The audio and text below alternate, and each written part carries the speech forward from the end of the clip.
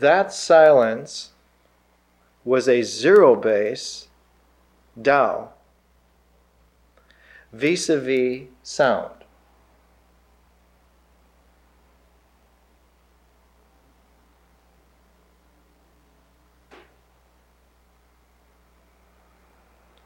Without silence, there would be no articulation of sound into words.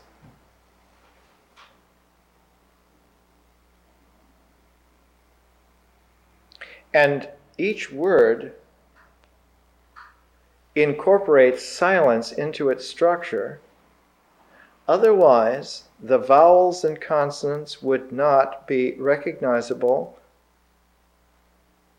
as a line, as a stream, as a progression of intelligible symbol.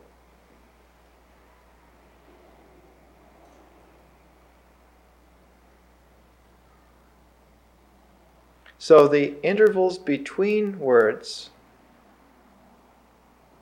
are raw silence, and the intervals of silence incorporated into words are a symbolic silence.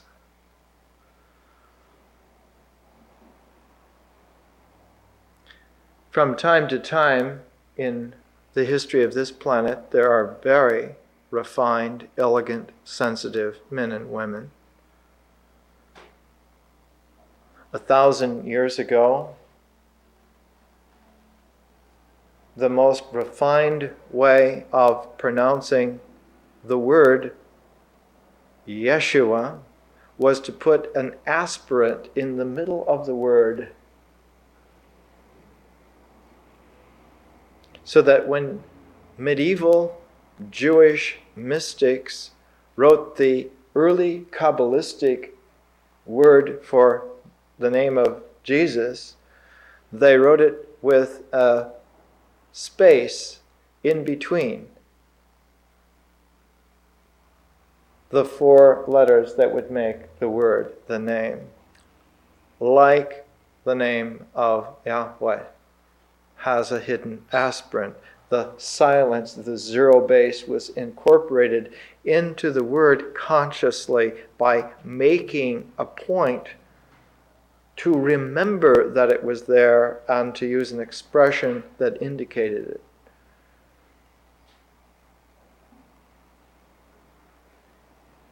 Just as silence is there between the words and incorporated into words, all zero-based Tao occurs in a similar way in the material of nature. And the universe is what it is by virtue of this structure. To not know this is to not be educated. To ignore this is to be ignorant. And to persist in thinking that one knows anything at all without having been educated in this is stupidity. It's extremely fundamental. And that's why it's so very difficult to understand and so rare to appreciate.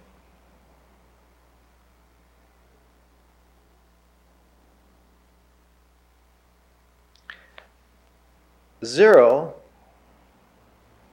makes possible the cardinal number sequence. For one could not be one unless it were a form which was distinct against the context of zero. Zero as a background allows one as a form to emerge.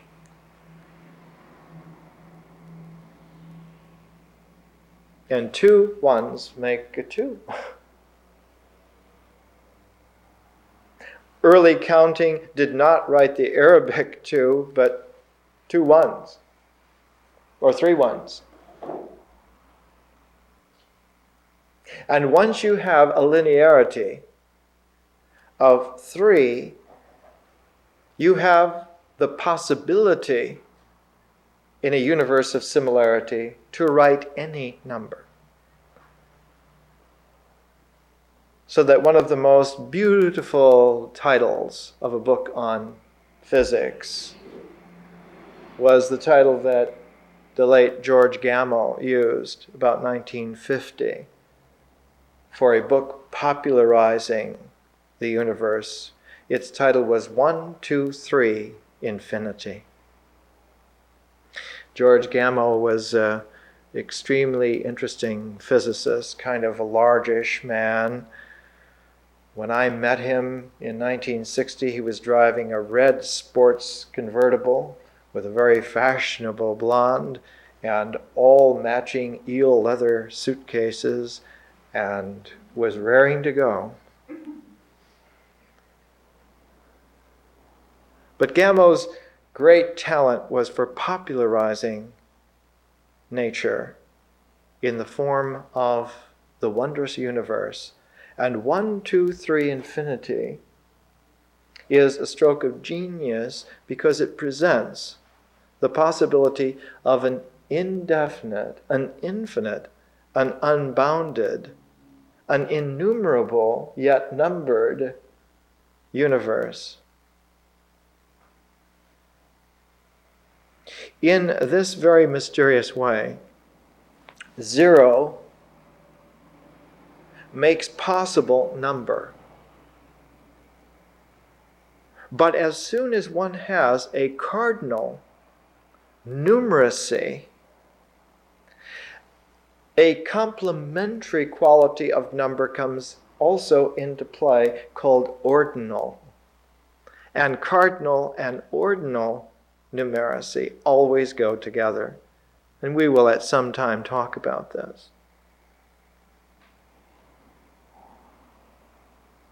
The cardinal and ordinal complementarity in the structure of numbers is yet another indication of the basic pairedness that the universe always has in face of the real.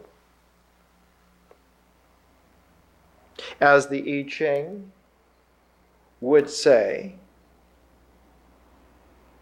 the Tao Te in syncopation make possible structure such that the world that we are in can be characterized accurately by trigrams.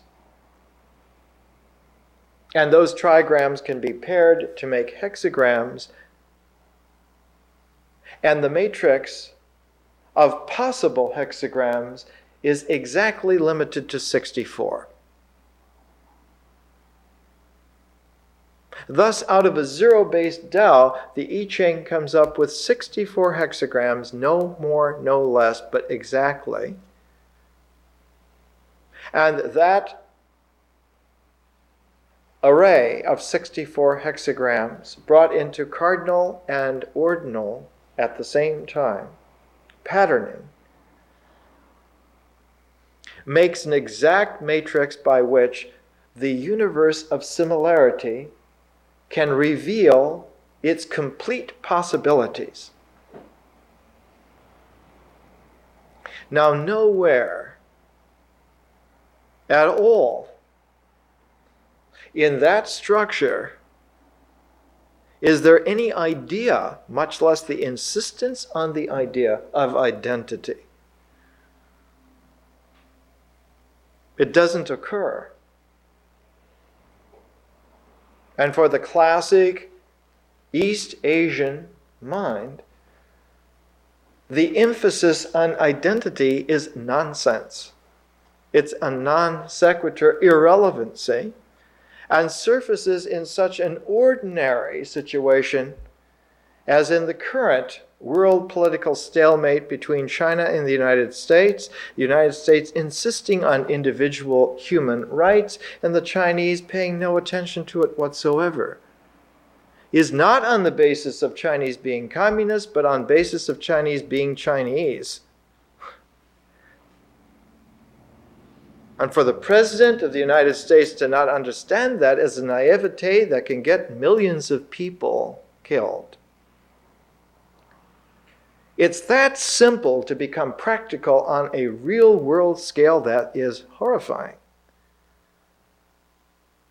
So when we take our time for this kind of education, it's to recalibrate mankind in such a way that we understand each other realistically. Nothing can be more practical than that. And that it takes place in such a limited environment only proves the pioneering point is always trailblazing.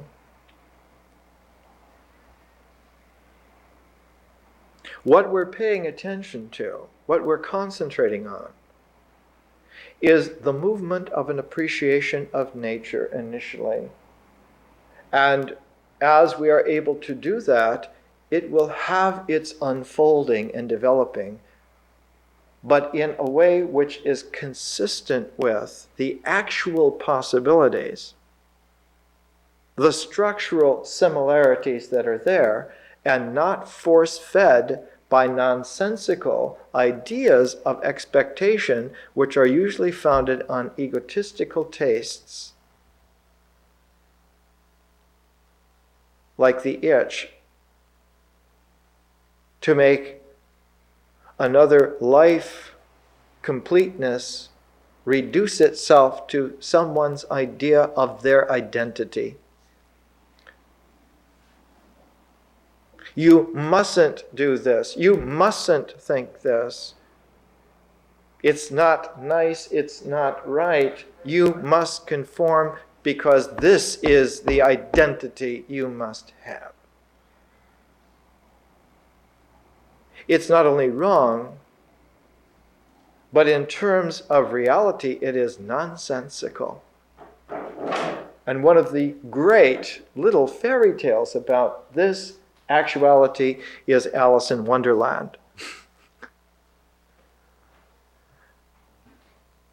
Now, this quality of appreciation and concentration that we have is a quality that develops out of the educational syncopation that we have.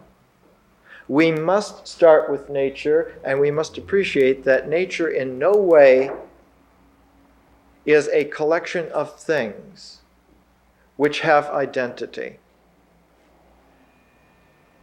Nature instead is a matrix of change which has possibility, and that in no way excludes exactness.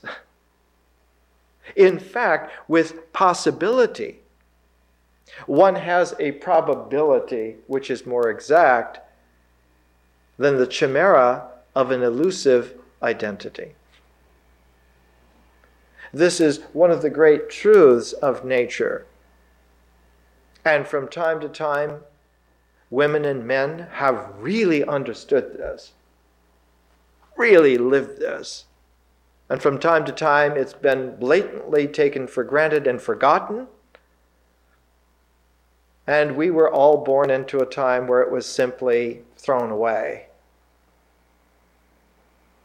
And now must come back, because we must sober up from the nonsensical fever of madness and the junkyard of values.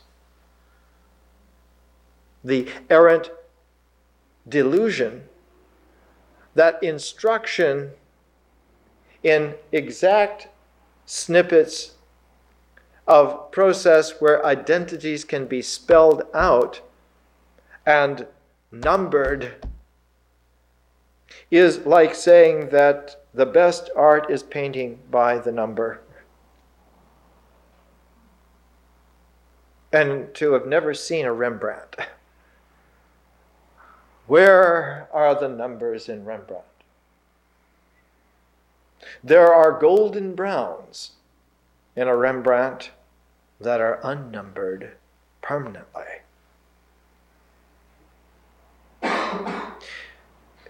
And yet, one can go to a world-class institution like the Getty Museum that just a few months ago displayed its newly bought Rembrandts and displayed them in the wrong light, so that one could not see what was there to be seen. Or one could go to another world-famous institution, the LA County Museum of Art, that showed the great 10 paintings by Kandinsky, the compositions, and had them displayed in such a way that one could not see the entirety of some of the works, like Composition 10, the largest, and that from any angle one could only see partiality. When one cannot live in an age where nowhere can one see a Rembrandt or a Kandinsky, then one knows that one has come to a dead end of stupidity, of ignorance, and of forgetful irrelevance. Now, nature has a very peculiar technique for getting rid of things that do not live within her reality. She flicks them away like used lint. This is a greater danger to us than the Cold War.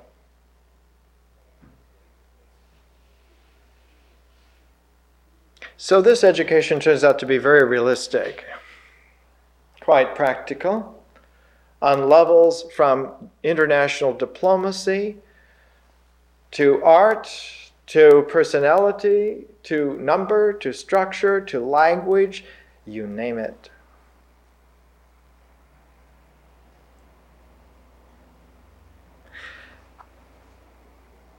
Zero base does not mean the Zen of nothingness. Zero base does not always connotate the void of shunyata.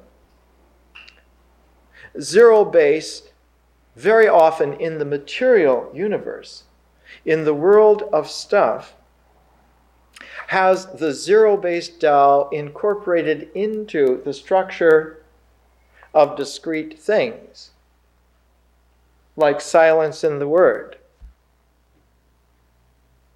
and very frequently has the distribution of articulation revealing the zero base in the larger structure of things. On the atomic level, as an example, the atom itself has the void incorporated into the atomic structure. The space between the electrons and the nucleus of the atom is a part of the atom, so integral that for several thousand years, atomic theory posited that atoms were the indestructible little BBs of material reality.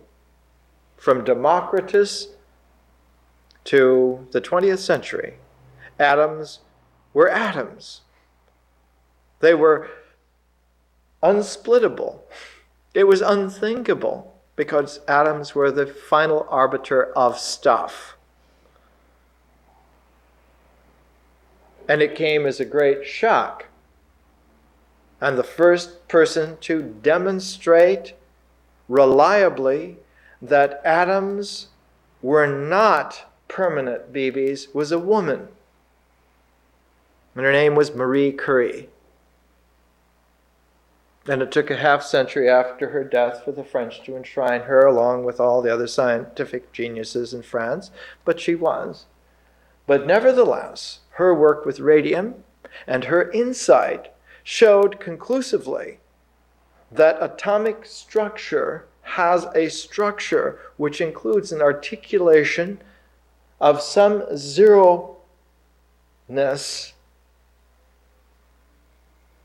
and that from time to time it permitted elements of an atom to go outside its BB-like shell in the form of radiation, like from the element radium. And from this kind of germ of an insight came the whole development of 20th century atomic physics. All of it.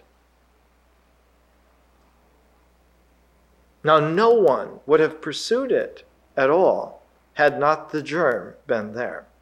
Because the insight, when it was first uttered, was so ridiculous, so nonsensical, that the egotistic delusion of identified things was like a veil that did not permit the spark to ignite the fire of insight.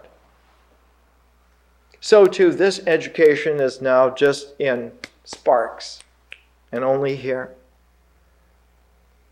That in no way obviates its value as a new light, a torch of freedom that can be held in any kind of darkness, or to paraphrase the great Tolkien in Lord of the Rings epic, the vial of Galadriel especially shines brightest when held by hands that are truthful, and very often it's the only light in some of the darknesses that occur in the delusional world.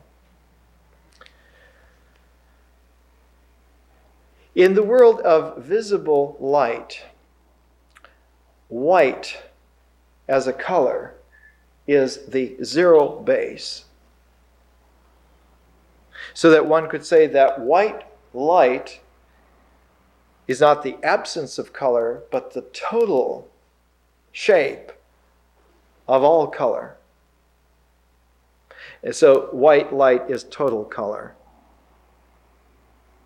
And it comes as a kind of a surprise that it was only about 400 years ago that the first indications that something was strange about light and color.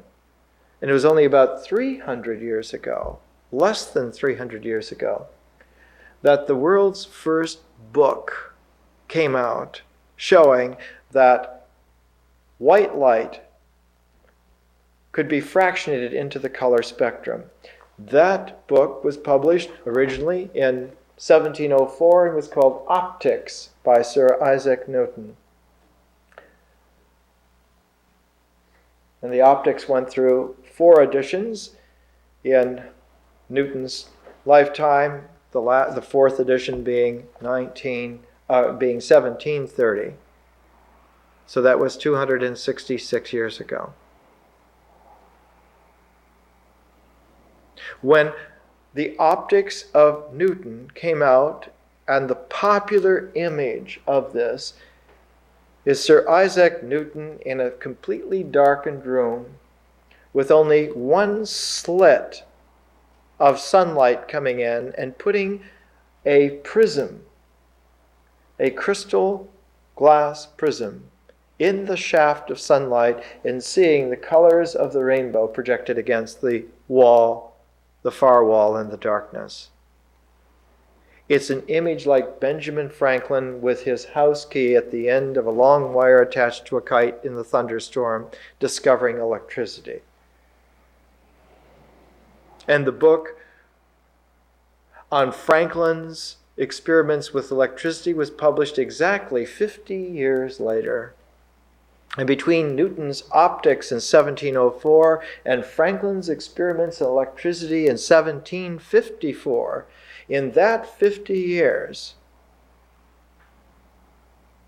a period of human history occurred which is called the Enlightenment.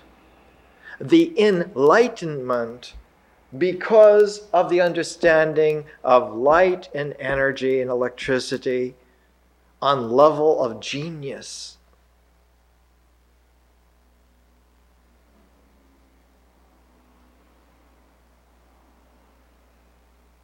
So that the powers in the world, for first time, were shaken. First time, were shaken out of a military kingship and inched over to a realm of intellectual and artistic appreciation. Some 50 years after Franklin, 100 years after Newton, when Goethe and Beethoven met for the first and only time in a little town where Napoleon was quartering his troops, and Napoleon was walking with his entourage down the street, and Goethe was pulling Beethoven out of the way. Beethoven said, "Let them make way for us."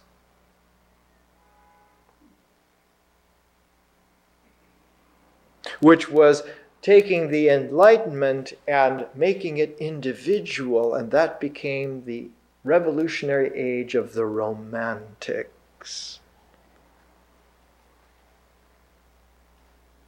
That the individual understanding the universe is an enlightenment, and the universe fortifying the individual is a romantic hero. And there can be someone who stands astride of both realms, like Schiller, who had one foot in the Enlightenment and one foot in the Romantic era, and like this great statue arching two great ages of human development, embodied in a book which we will use later on in the course. Isn't it amazing that we even should remember such things? But we will use Schiller's book all the way back at the end of art next year on the aesthetic education of man. And we will pair with Schiller's book Stravinsky's little book on the poetics of music. That somehow our education will come to explore such vast and arcane areas as the way in which music and enlightenment and romance come together in human comprehension, so poignant 200 years ago already, that one of the crowning geniuses of that era, also straddling the Enlightenment and the Romantic period, someone very much after the soul of Schiller, a man named Shelley, who, as it turned out at the end of his very short life in Prometheus Unbound, at the very end of that great drama, would have a magical spell which could be chanted against the ever-darkening gloom of egotistical delusion. And one of the phrases in that final mantra of sanity runs something like this: to hope till hope creates out of its own wreck the thing it contemplates. This, like thy glory, is hope, victory, joy, triumph. This kind of word sequence, these kinds of words, this language, this vocabulary has the zero base so full that one can tell in every word, in every sentence, in every phrase, in every stanza, that the appearance of differential consciousness is also supernaturally possible in a transformed nature. Now, this is highfalutin language, and it's way too soon in our education to delve into it too much more, except just to show that underneath the cape is not a bogus bill of goods, but the royal purple of where the kingship of the cosmos really rests. Not with the dictators, their time is finished. But there is a new quality, for time itself is a form which has numbered structure that occurs against the Tao of infinity. And while time is very long, infinity is vast enough. Eternity is generous enough to give it a home for as long as it can be, which is not forever. And the articulation by eternity of time forms ensures the accuracy of understanding that eventually, no matter how energetic, no matter how solid a time form is, when its time is through, it's finished. When its lifetime, when its evolution is completed, that's it. It has no more energy to remain, and it dies. And just as there are eras like the Enlightenment, different from an era like the Romantic, they are both quite different from the classic, from the medieval, from the Renaissance, from the modern, that these eras, the old Scottish term 200 years ago was epoch. When these epochs, when these eras are put together, they are like puzzle pieces that fit together, and the entire big picture of the puzzle is itself a very large time form that has about a 2,000-year spread. And because it has about a 2,000-year spread, the wing of the largest time form that man knows about is called a millennium. And that the change of a millennium is an enormous process, and the change of a bimillennium every 2,000 years is like a flap of the wings of some large, mysterious, inscrutable bird called time. And that if men and women could be remembrant enough, they would learn that this has happened many times, that the bird of time has flapped its wings many times, and many bimillenniums have taken place.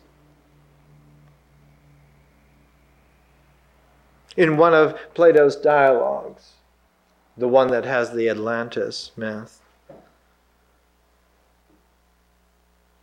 the wisest of the Greeks, Solon, lived about 600 BC, was told, as Plato recounts it, by the ancient Egyptian priests of Heliopolis, Solon, you Greeks are never anything but children.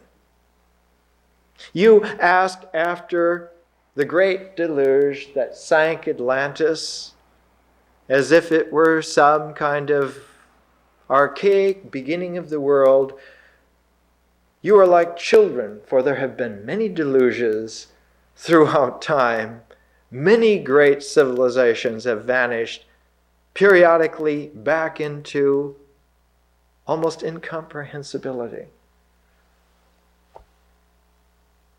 It was Plato's way of demonstrating some 2,400 years ago to the students of that time, in the education of that time, an education that serviced for about 2,000 years. Plato's education worked not only 400 BC, but still was working 1600 AD. Shakespeare's plays are a direct descendant of the dialogues of Plato. And the constellation of Plato's great dialogues into sets is just like the constellation of Shakespeare's great plays into sets. And that were one to be grand enough, I think the phrase that was used in Shakespeare's day was written by Ben Jonson in the great introduction to his edition of Troilus and Cressida, which had never been printed before. Jonson wrote an introduction to the first published manuscript of Shakespeare's play, and he cautioned the reader. He said, you may find herein more wit than you have mind to grind it on. A wit so sharp that it cuts through and penetrates your ability to appreciate. This grand possibility of a mind like Shakespeare or Plato is in a human being like Beethoven or Goethe or Shelley or Schiller. It's in human beings like Marie Curie or like Jane Goodall, who we're going to talk about today. They have this enormous amplitude of spirit, this zero-based sensitivity to allow for forms to have their articulation on a scale that would baffle computers. And in a way, this is an introduction bringing Jane Goodall in. We don't have a photograph of Marie Curie today, but we have Jane Goodall, who sees human beings on a scale of tens of millions of years. Her taste in this vast scale of time, not only by millennia, which are just a flap of the wings, but a whole flight of a bird of such a nature. That every 2,000 years is a flap of the wings, but in 2 million years, you would have 1,000 such aeons. And you would have 1,000 flaps of such a wing. And in that scale, man occurs as quite remarkable that he should sustain a form which is not only rememberable, but recognizable over such a scale. Indeed, not only were the Greeks just children, but we are like bad children who do not even hear the caution of 2,600-year-old stories, much less the kind of penetrating insight of millions of years of experience. It took someone like Jane Goodall more than 30 years of patient watching to be able to understand the scale and form of primate behavior that is so recognizable, as we would say, humane, and yet it takes place with chimpanzees in a wild forest preserve called Gombe on the shores of Lake Tanganyika. And she was encouraged to do this, to start 35 years ago, 36 years ago now, by a mentor, Louis Leakey, who was the very first person on the planet to be able to understand and appreciate man on scale of millions of years. And we'll come back to all this after our break. Let's return back. And what are we returning back? We're returning our attention back to what? We're returning our attention back to, on first level, the figure seated here and the voice coming out, expressing,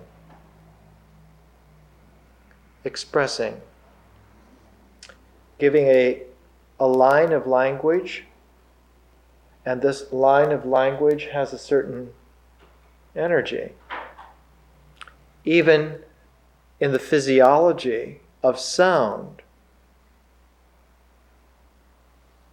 there's a sinuosity in the audio frequency which has some basic structure of reality, which is characteristic of nature, which we must appreciate.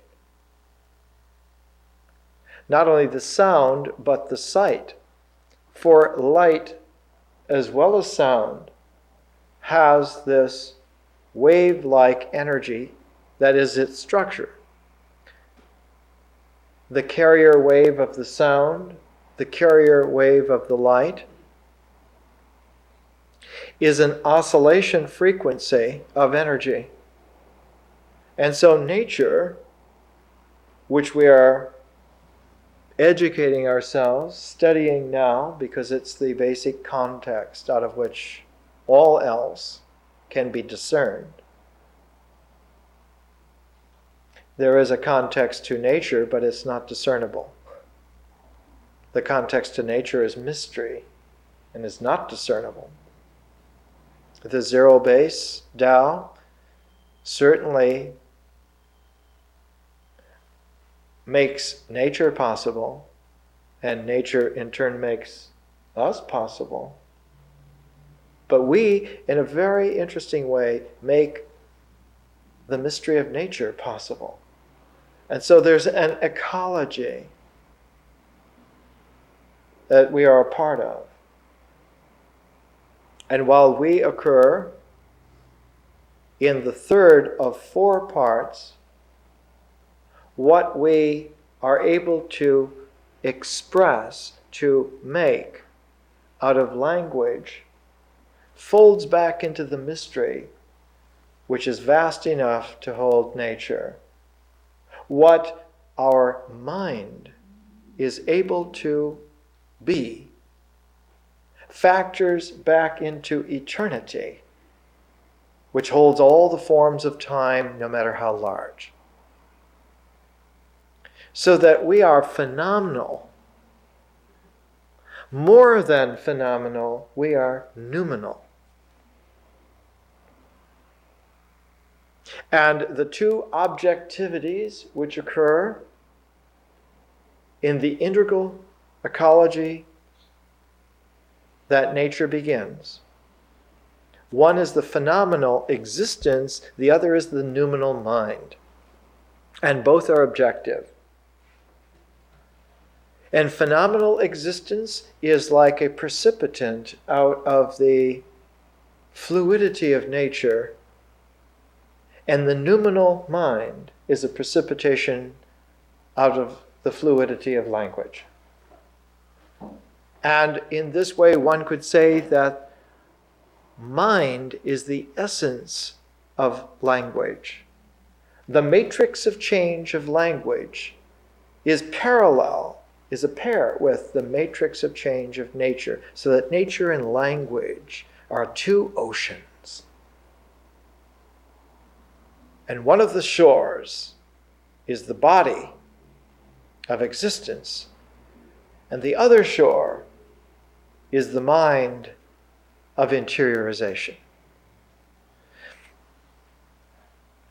Speaking in this way, one understands that there not only is a history to which we belong, but there is a geology to which we belong also.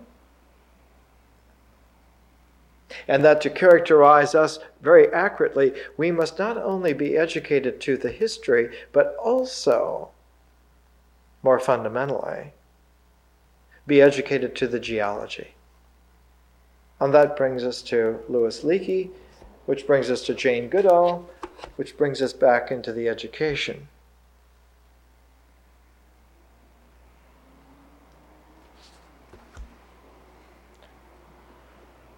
Once, in a day of great intellectual anguish,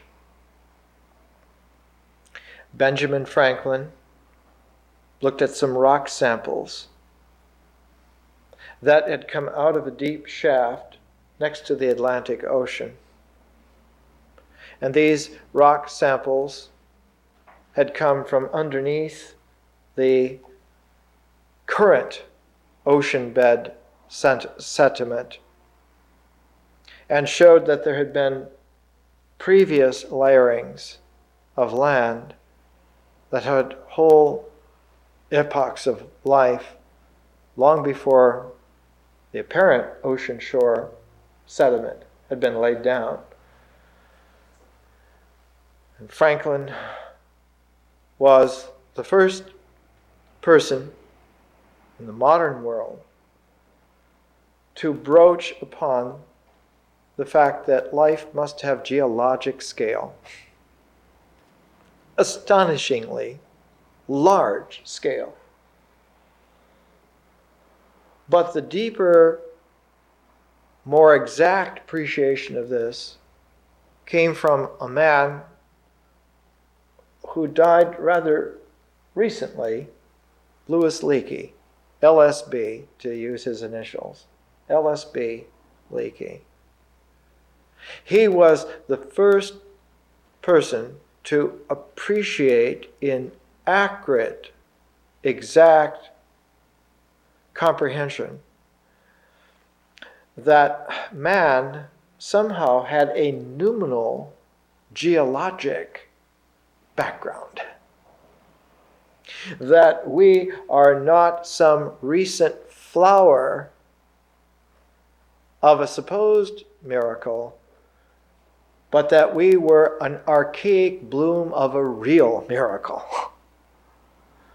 That man grows out of the bedrock of the universe so long ago that he is an integral part of the very stuff that makes stuff. And in a 20th century way, restated the Renaissance calibration of Pico della Mirandola in his great essay, his oration on the dignity of man, that came out at the peak of the Florentine Renaissance. Pico said, man's character is that he partakes of every level of creation in himself.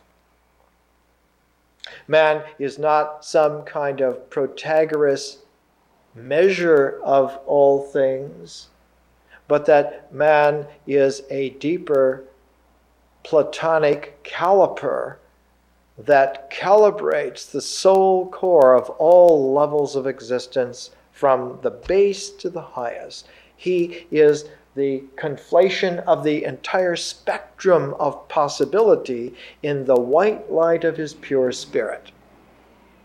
The entire rainbow of color is present in the white light purity of man's fundamental spirit. And that his character is the colorful diffraction of this universal Tao, which he is.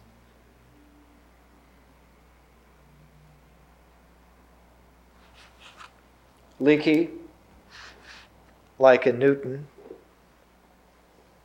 held up a prism, a crystalline shape of an idea that was like a prism.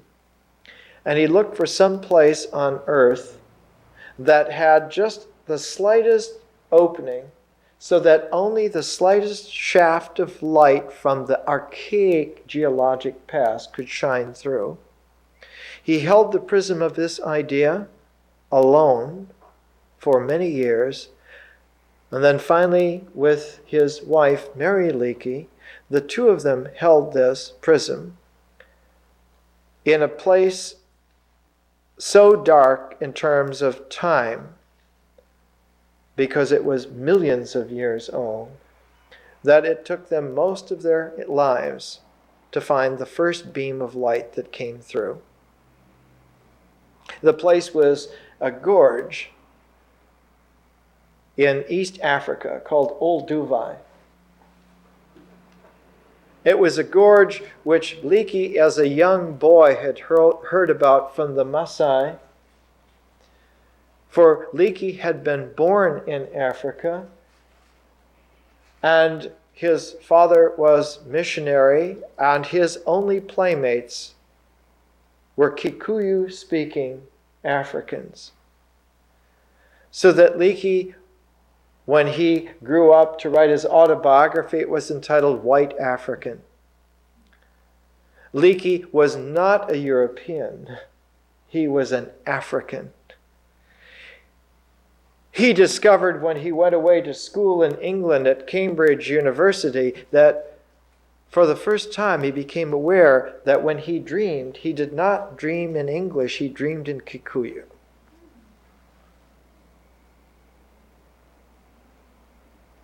And when he was working with trying to find the traces of early man, he went to where the tribal elders had said that man began, in the Old Duvai Gorge area. And it was there, decade after decade after decade, that Louis Leakey held the prism of the idea that man was as ancient as geologic time. When he wrote his first book, it bore, in 1934, it bore the title Adam's Ancestors. Not only before Adam, but so inconceivably before Adam that one couldn't even talk about it. In 1934, people still held the same belief that was there in the great Scopes trial in Tennessee. Apologies to Mississippi. In 1926, the great Scopes trial held a school teacher responsible for teaching unchristian ideas that man was older than what was computed by the age attributed to him in the Bible. That man, according to the Bible, and a famous Irish bishop, Bishop Ussher, had computed all the ages of the patriarchs, and that man was definitely made 4004 BC. And it was proved by trial. In Tennessee, Clarence Darrow was the lawyer for the defense, and William Jennings Bryan was the lawyer for the prosecution. A wonderful play and film was made of this called Inherit the Wind, with Spencer Tracy and Frederick March. And it was proved by trial that this was not just a medieval heresy, but this was just untrue in terms of common sense. And the teacher was fined for teaching this. 1926. Well, just 8 years later, Leakey published this book, Adam's Ancestors, and it completely alienated him from the Episcopalian British establishment forever. They didn't care for this African agnostic who insisted on looking at rocks to tell something about the nature of man. The subtitle of Adam's Ancestors, an up-to-date outline of the Old Stone Age, in parentheses, Paleolithic. Lithic being stone, paleo being old. New Stone Age is Neolithic, Old Stone Age, Paleolithic, Middle Stone Age, Mesolithic.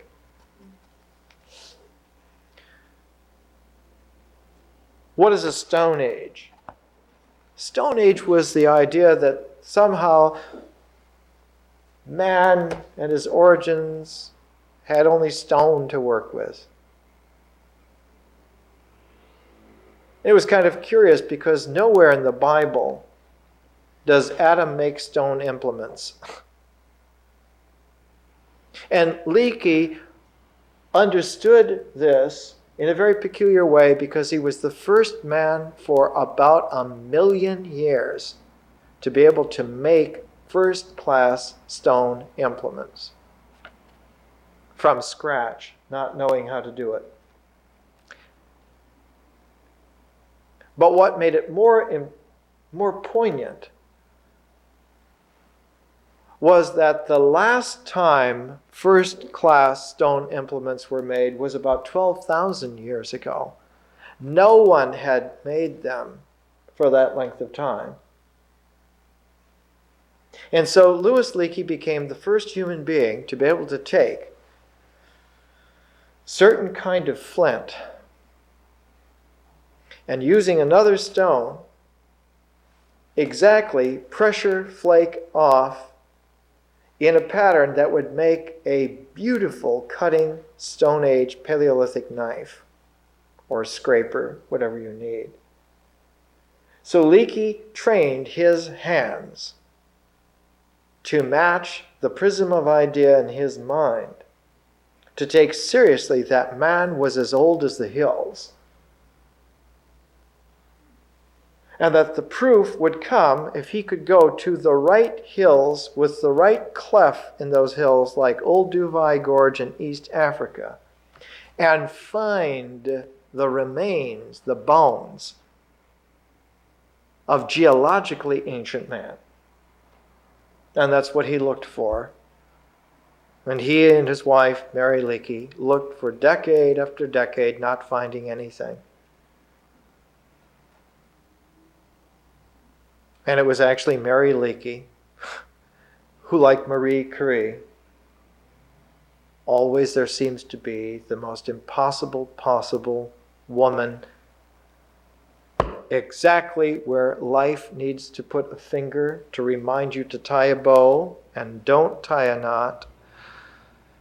There's always some remarkable woman exactly right there at that stage, at that step, putting the finger down and holding it there until someone comes along and ties the bow there, so we don't forget that the mystery of nature is wrapped in such a way that we can unwrap it and present ourselves with its truth.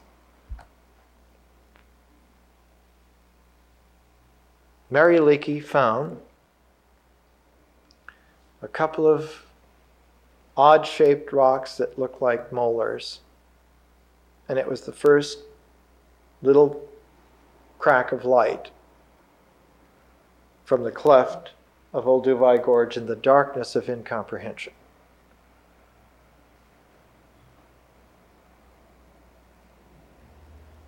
In Adam's Ancestors, Leakey talks about here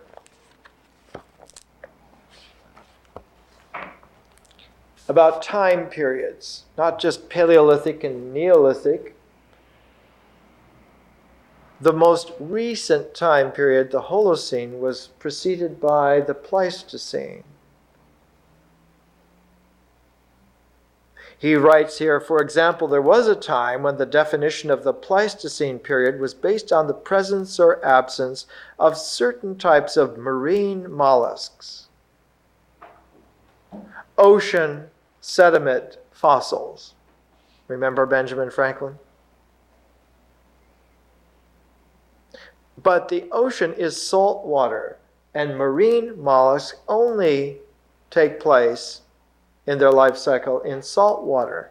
And very often, the earliest mankind, not early as like 4,000 BC or even 400,000 BC, but like 4 million BC.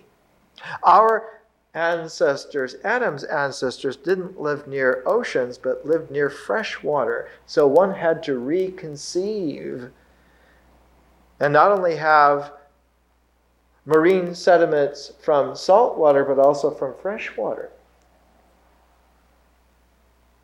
This happened in Leakey's time in the 1930s, just that recent. It had never happened before, something new under the sun. He writes, the new definition, this is 1934, which places the Villafranchian and deposits of comparable age as marking the beginning of the Pleistocene, has the great advantage that it includes both marine and terrestrial deposits, while the evolutionary stage of the various species in the fauna is fairly well known from a large quantity of specimens. So far as the end of the Pleistocene and the dawn of the Holocene, or recent period, is concerned, there is still no absolute agreement. Some scientists consider that the Pleistocene ends with the final retreat of the ice sheets at the end of the Ice Age, and with the comparable end of the Peluvian periods in tropical areas about 10,000 BC. about 12,000 years ago. We talked about time periods. We talked about time having forms. Not only was there the end of a time form of an ice age about 12,000 years ago, but there was a beginning of that ice age. There was a previous ice age, and there was an intermediate period, very long. And there was an ice age previous to that with yet another interspace of time, intermediary period. And ice ages before that, and whole eras before that. And so the geological background of the most archaic ancient mankind exceeds any idea that history had of periods, of eras, of epochs by 1,000-fold. And so Leakey had a problem here of understanding that man's nature is geologic in scale and not military in scale. And about the time that Leakey in 1934 was talking about the geologic structure of man's truthful nature, someone like Gandhi, who was up to date on this sort of development, when asked by a British reporter whether his new philosophy of man's spirit was going to work, Gandhi replied that his philosophy of man was as old as the hills. Because there are sometimes Bhagavad Gita spirit warriors who are on the cutting edge of science. Science means knowing, and sometimes there are yogis who really know, regardless of the disillusionment that's neck deep around them. Leakey is important to us. And when we come to the last section of the course, the science section, at the end of 1997, we will begin with Mary Leakey. Because we end nature with Jane Goodall, and the intervening development is so consistent that we can begin the last section, just as ending the first section, from Jane Goodall to Mary Leakey, and we can draw a diagonal through the entire structure of this education. It will hold, not only with the certainty of experience, but deeper than that, with the tenacity of existence. That's what a good education is. A good education can be shaken any way till Sunday, and it'll hold. In her first book, In the Shadow of Man, she credits beginnings to Louis Leakey. It all had begun 3 years before when I met Dr. L.S.B. Leakey, the well-known anthropologist and paleontologist in Nairobi. And she goes on from there, and she writes here,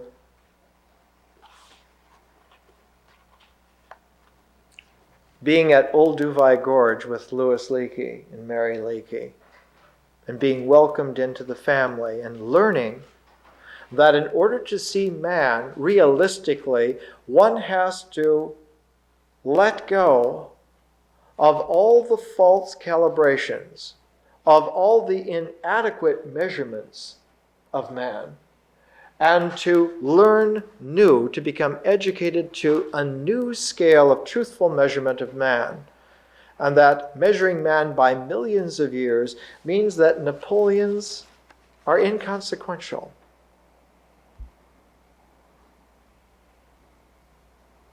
And that the roots of a satyagraha, appreciation of the future, go back to the very origins of the universe.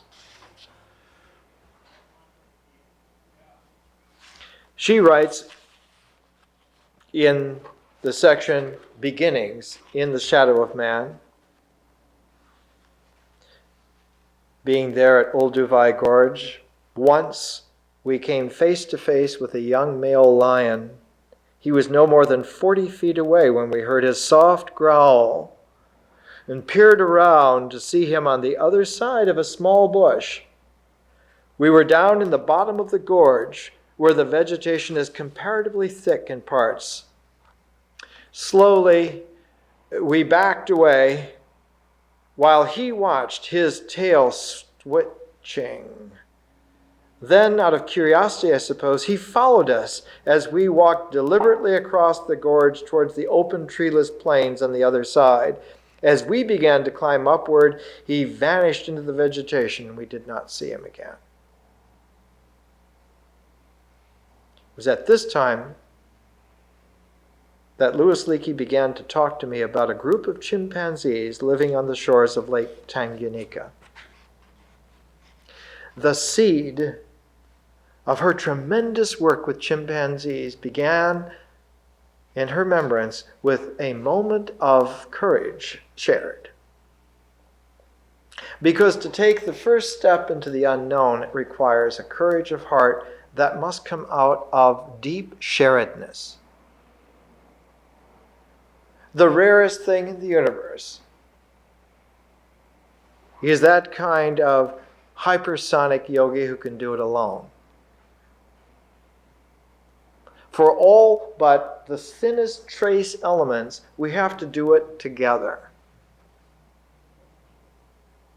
And only when all the paths of sharedness are gunked up by the stupidity of the end of a time form is it necessary for someone to have to do it alone. It's rarer than the high priest on Yom Kippur alone going into the high inner temple to pray. Because it only happens about once every 2,000 years that someone has to do that. Almost all of the other times, steps into the unknown are required by a context of shared courage among people. And this is the essence of humanity. Our essence is there in that quality. And it is a direct projection of the structure of life. So that in one of the high-flung, joyous eras of human wisdom, in the India of about 2,800 years ago, the Chandogya Upanishad says that plants are the essence of life, and man is the essence of plants.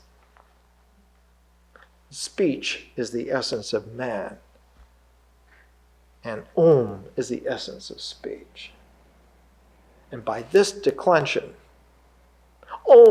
reverberates back into life's mystery context without leaving a trace. This is the way an ancient wisdom was taught in every classic period around the entire sphere of this planet, without exception. One could say that our time is characterized by the energy of, pardon the expression, defrocked chakras that no longer have the true sacred vestments of energy centers.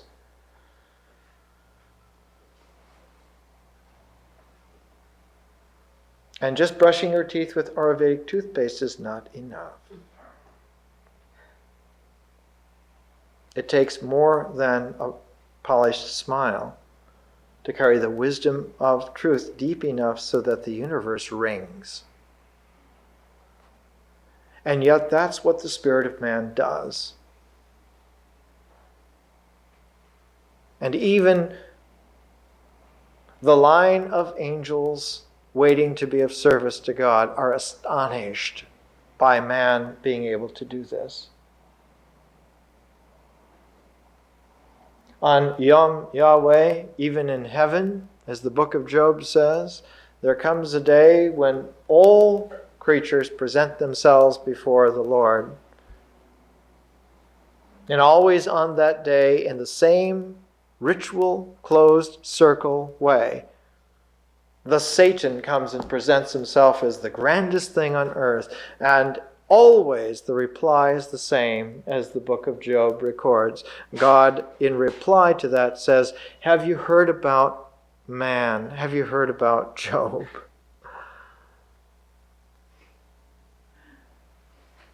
And with the most elegant of sneers, always the Satan has the same reply. Who's he? Because the Satan identifies himself as the essence of roving to and fro on the earth, the essence of the earth. Incidentally, in the ancient Hebrew, they always use the neuter article, the, with Satan, because the Satan is neither male nor female, but a neutered person. The exact opposite of a zero base would be a neutered. A polarity which is neutered, so that it's ineffectual and non-fertile, is the gender of evil.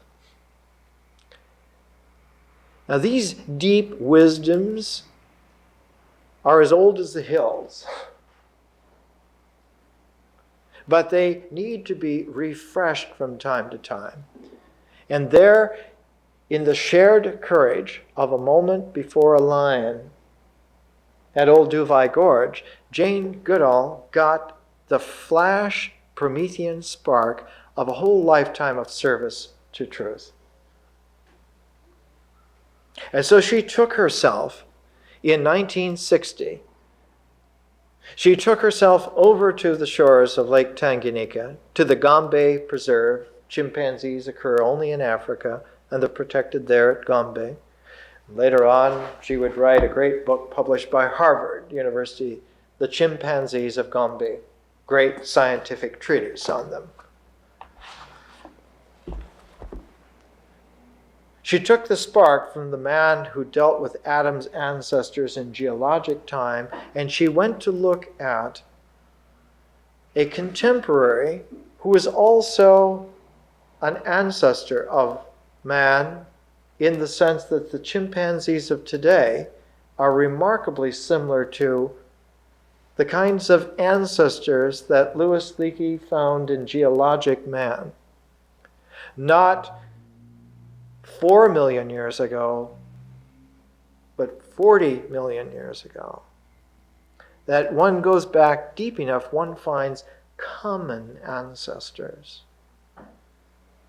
Just as in taking the compliment to Jane Goodall, her book Through a Window, 30 Years with Chimpanzees, the pair to that is the double helix, the discovery of the structure of DNA. Because the structure of the DNA was found in a remarkable quality that at first seemed so different. Jane Goodall worked for 30 years patiently to put together her perception, and James Watson worked maybe 30 hours to put together the structure of DNA, all told, in between escapades and so forth. Sometimes it happens like this, that the similarities are deceptive because we hold up the wrong scale of paredness. But the instantaneous rapier-like quality of the young, rapacious James Watson hoping for fame, hoping to outdo a patient old man at Caltech named Linus Pauling to get to the secret of the structure before he did, at any cost, is actually remarkably similar to Jane Goodall's chutzpah of going to a place where no one had gone before. And not just in a Star Trek way, but deeper, deeper, deeper than Star Trek. It took her 4 years before she could get close enough to the chimpanzees. It took her 4 years. It took her approximately 1,500 nights and days to get close enough with binoculars to even begin making observations for a few minutes. Because initially, they always eluded her. They were gone before she got there. And she records in her first book, In the Shadow of Man, that moment, that first moment, when she came to the site where she had seen them 500 yards away, and patiently again, yet again, as she had for years, made her way to the site, and there were two male gorillas facing her down. That this elusive, phantom, non-chimpanzee possible predator was going to be faced down by the alpha male and his closest friend. And it's only 30 years later, and through a window, that she records fondly the wonderful times that she had with the old chimpanzee, David Greybeard, who had become at that time a friend. A friend? Yes, a friend. Because after some 25 years, the chimpanzees not only accepted Jane Goodall, they included her in the shared courage of their bands, so that she began to know and name each individual one and to show the faces, so that one begins to know chimpanzees as one begins to know a human group, a village of people. And she records in through a window this poignant moment here, sounding very human.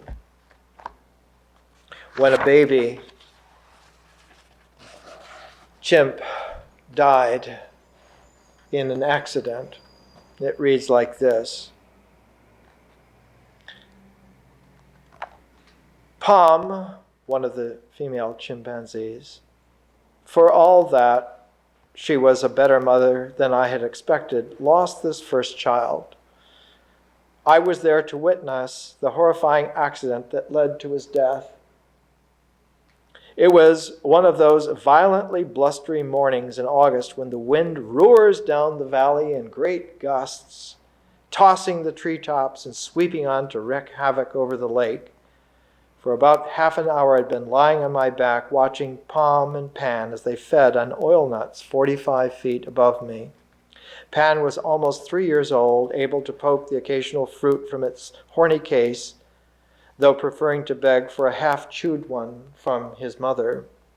For a while he clung tightly to Pom's hair, made nervous, as most chimps are, by the violent wind. But then he got bold and ventured further afield despite the gale. Suddenly a really fierce gust lashed savagely at the fronds, and Pan, like a stuffed toy, swept from the tree. He seemed almost to float through the air, his arms and legs spread-eagled, as though he were lying flat out on some buoyant but invisible air mattress. As he hit the ground rock hard after the fierce suns of summer, there was a sickening thud. A moment later came two strangled, heart-wrenching exhalations, then silence. I was shaking when I moved towards his body. He lay as he had fallen, on his back. His eyes were closed. I looked up at Pom, left alone so suddenly in the tree. She was staring down at the ground. Very slowly, as though afraid, she climbed down and approached her infant. Cautiously, she reached out and gathered up the tiny form. To my utter astonishment, he gripped her hair and clung, unaided, as she moved away. I had been certain he was already dead. For the next 2 hours, Pom rested and groomed her infant. No mother could have shown more concern, more solicitude. Pan suckled for a long time, then leaned against Pom with his eyes closed. When he did move, it was very slowly, and not surprisingly, he seemed quite dazed. I assumed he was at the very least suffering from concussion. Presently, Pom gathered up her battered child and carried him up into a tall tree to feed. And of course, eventually, the child just faded. These are the beasts, so-called, of the Victorian fields that horrified someone like Darwin. When Darwin, on the Beagle, rounded the Cape in South America, Tierra del Fuego,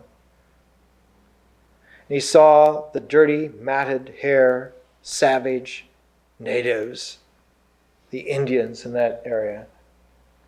He wrote in his diaries the horror that early man must have faced, being without God, without salons or parlors, without grooming. And what a dirty thing man was at his origins.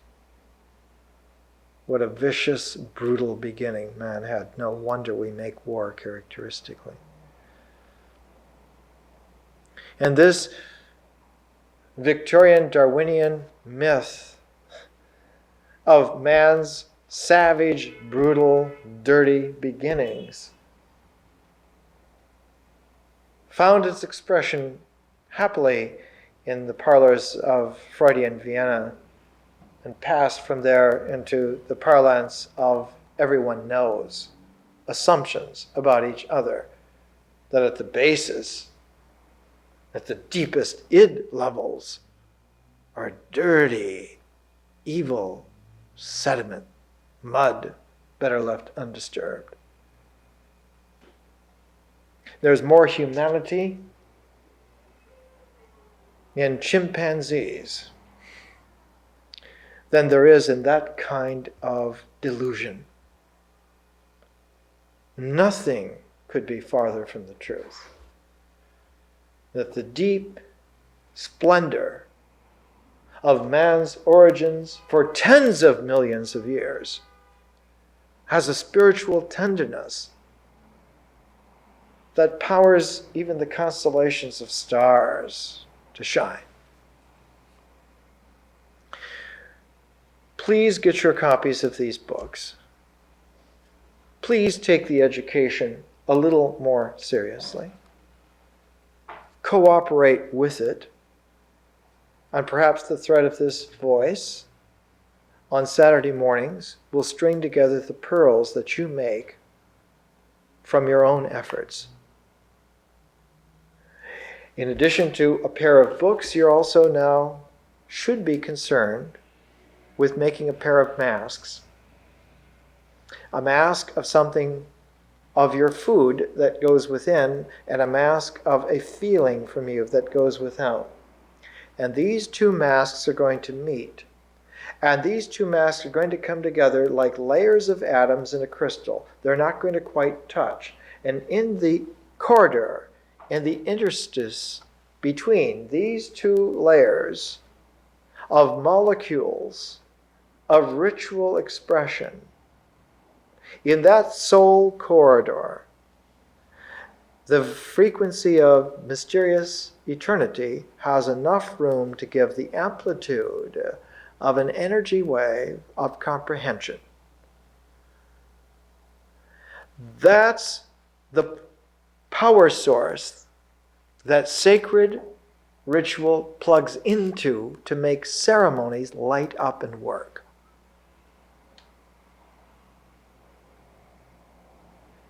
It's not that pre-scientific man did this and therefore that's why it's wise.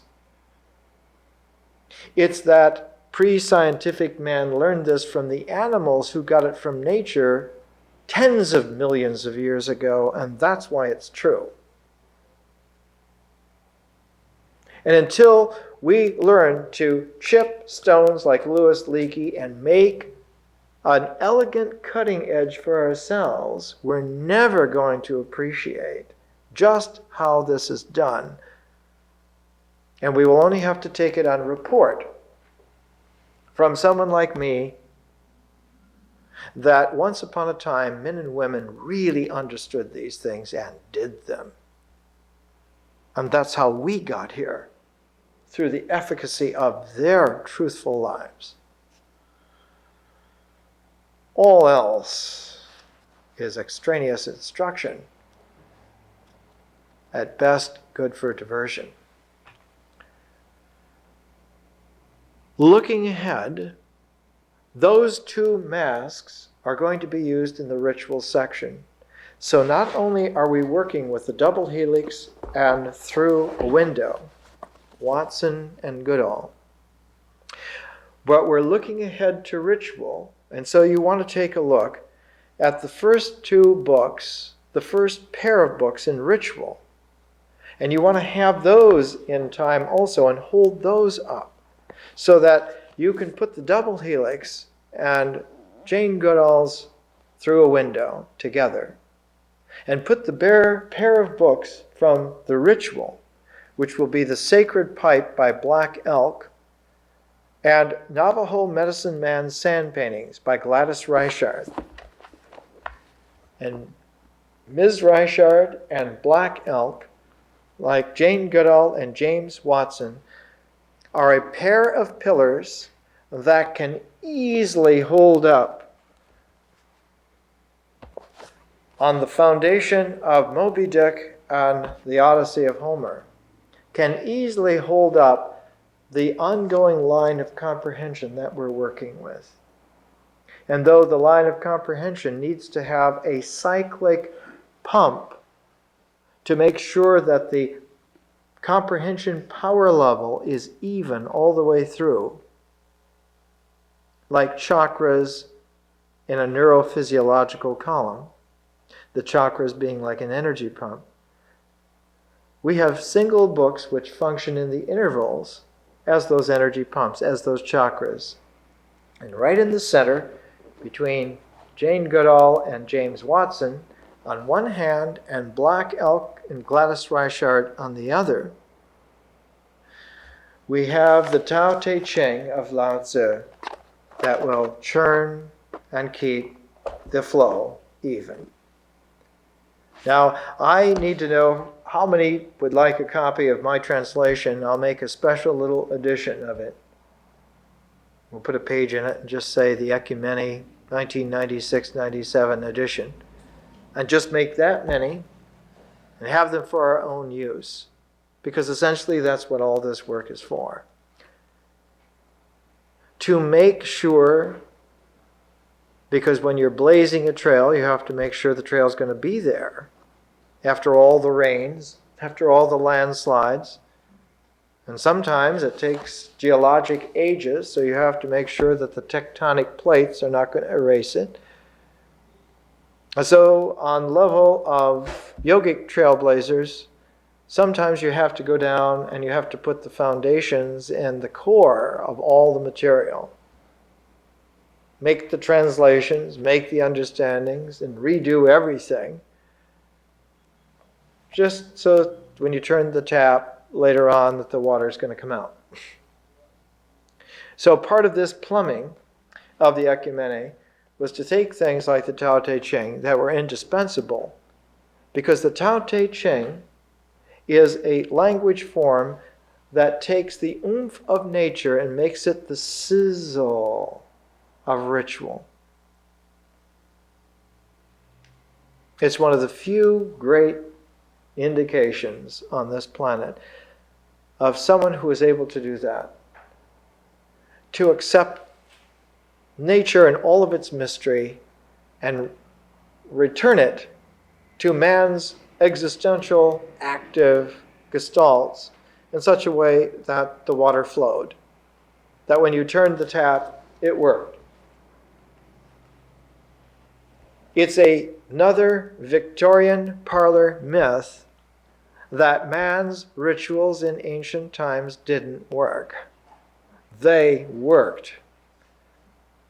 And even as recent as recorded history, there was astonishment in Plutarch's times that for the first time in human history, the ancient oracles no longer worked. The oracle of Delphi didn't work. The oracle at Dodona didn't work. In every place in the ancient world at the same time, all the ancient oracles stopped working. It's about 100 AD.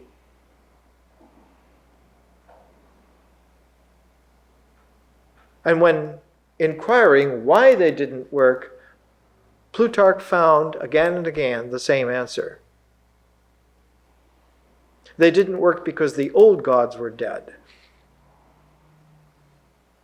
God had taken a new form, a new time form, and had left just the shell of the old. And one proof of the old was that it didn't work anymore. We live in a time where the old gods are dead, and the old rituals are never going to work again. And it's sheer nonsensical madness to insist that they must. And we are like the most dust-covered Victorians, mired in hypnotic mythos, to expect that it should be that way. There are new time forms where the ceiling of man's house are galactic constellations. Why stay in the cellar in the darkness among cobwebs and crustacean shells? We're free to go at any time. Let's rise up together and go.